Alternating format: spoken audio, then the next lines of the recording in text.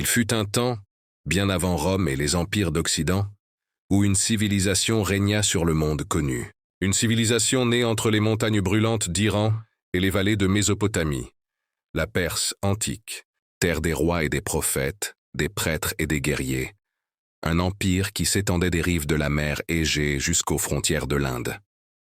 À son apogée, la Perse comptait des millions d'âmes, unissant des peuples, des langues, des religions, sous la bannière d'un seul souverain, le Shahanshah, le roi des rois. Mais derrière la gloire de ses palais et l'ordre de ses armées, se cachait un monde régi par des coutumes qui, à nos yeux modernes, paraissent étranges, choquantes, parfois même impensables. Des traditions qu'il considérait normales, naturelles, nécessaires pour maintenir l'équilibre du cosmos. Car pour les anciens Perses, le monde n'était pas une simple succession de jours et de nuits. Il était le champ de bataille entre le bien et le mal, la lumière et les ténèbres. Et chaque geste, du mariage à la mort, de la naissance à la guerre, avait une valeur sacrée, un poids cosmique. Le feu n'était pas seulement une flamme, c'était la présence du divin. L'amour n'était pas un sentiment, c'était un devoir sacré envers les dieux. Même la mort n'était pas une fin, mais une offrande à l'ordre de l'univers. À travers ses rites, ses sacrifices et ses croyances, la Perse cherchait à préserver une harmonie que peu pouvaient se comprendre. Et si ces coutumes nous semblent aujourd'hui barbares ou absurdes, elles représentaient, pour eux, la clé de la pureté du monde. Car dans cet empire façonné par le feu et le silence, la frontière entre le sacré et le monstrueux n'était parfois qu'une ligne de sable soufflée par le vent du désert. Voici les traditions les plus étonnantes de la Perse antique, celles que le temps a effacées, mais que les dieux n'ont jamais oubliées. Pour comprendre la Perse antique, il faut comprendre le feu, car le feu n'était pas seulement une source de chaleur ou de lumière, il était le symbole de la pureté, de la vérité et du divin. Dans chaque ville, un temple abritait une flamme éternelle, alimentée jour et nuit par des prêtres en habits blancs.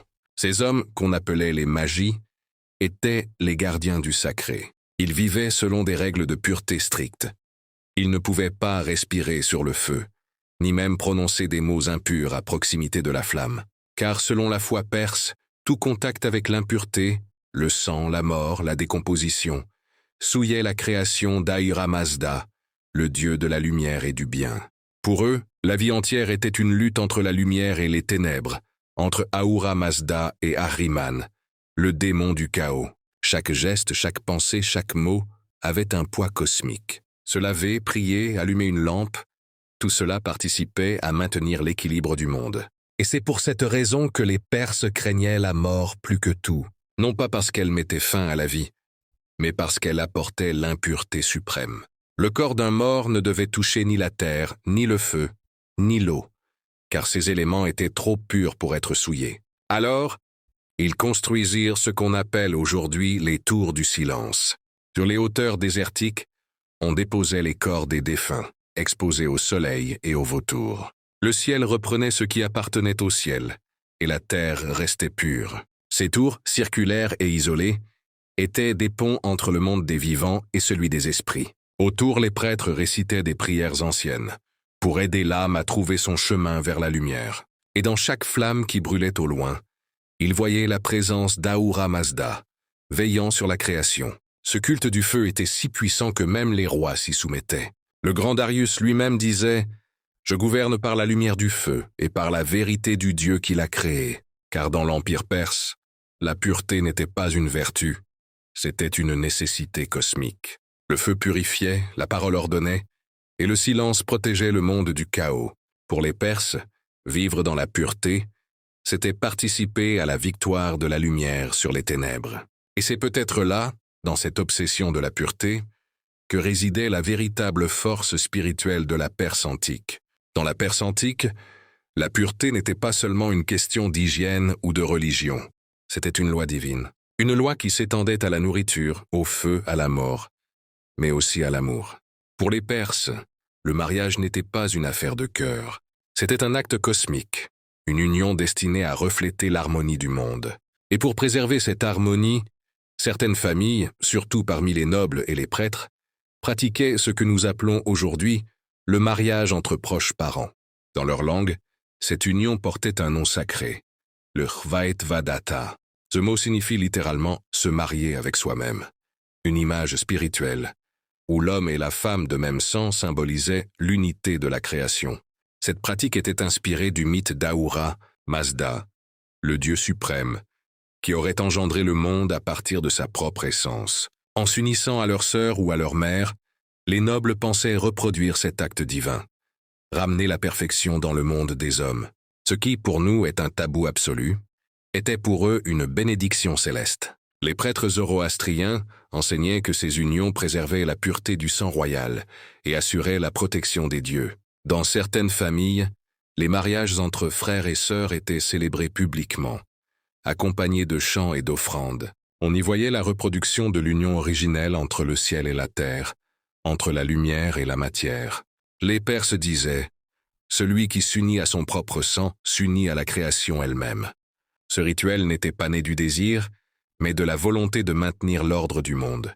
Car dans leur vision, le mal surgissait lorsque l'équilibre entre les éléments était brisé. Ainsi, chaque mariage royal était plus qu'une alliance politique. C'était un acte religieux, un engagement envers les dieux, un serment de continuité, un rappel que la pureté du monde dépendait du sang, du feu et de la foi. Mais ces pratiques, aussi pieuses qu'elles semblaient, finirent par intriguer et choquer les peuples voisins. Les Grecs, fascinés par la Perse, racontèrent ces coutumes comme des perversions. Pourtant, pour les Perses, il n'y avait rien d'immoral, car la morale ne venait pas des hommes, mais de l'ordre cosmique. Et tant que cet ordre était respecté, tout, même l'impensable, devenait sacré. Pour les Perses, la mort n'était pas une fin, c'était un passage, une porte ouverte vers un monde de lumière et d'éternité. Ils ne craignaient pas la mort, ils la respectaient. Car mourir dans la pureté, c'était rejoindre Ahura Mazda, le dieu de la vérité et du feu.